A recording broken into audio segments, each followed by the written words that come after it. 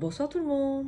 Une petite vidéo ce soir pour vous expliquer quelle est la position de repos de la langue.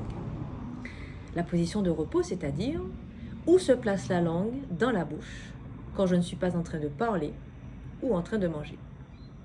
Eh bien, la position, c'est au palais, pointe de langue, sur les papilles palatines.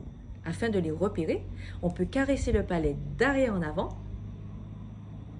Et quand on sent la petite bosse ou les petites vagues, nous sommes au bon endroit. Alors l'idée, c'est que ça doit être confortable pour vous. Souvent, les patients ils me disent « Ah, c'est désagréable, c'est inconfortable. » Alors si vous avez cette sensation, c'est que certainement, vous n'avez pas l'habitude. Mais ça se travaille. Donc la question qu'on peut se poser, c'est pourquoi mettre sa langue au palais? Eh bien, chez l'adulte, l'intérêt, c'est de ne pas avoir une langue qui va pousser les dents. Oui, parce que, en fait, sur une journée, on déglutit entre 1500 et 2500 fois sa salive. Et évidemment, de façon inconsciente. Et à chaque fois qu'on déglutit, on a la poussée de la langue. Et donc, l'idée, c'est que cette langue, elle doit pousser au palais.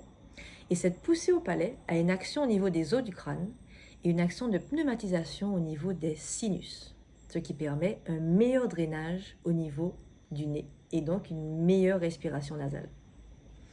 Et chez l'enfant, cette action de pousser a un intérêt dans la croissance du visage, entre autres.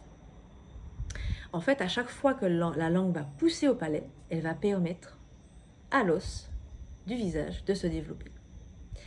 Oui, parce que si elle pousse en avant, avec la croissance, les enfants peuvent avoir tendance à avoir les dents qui avancent. D'où la position de langue au palais. Et quand je place ma langue au palais, je ferme donc la bouche et je respire par le nez. Alors, à vous de jouer!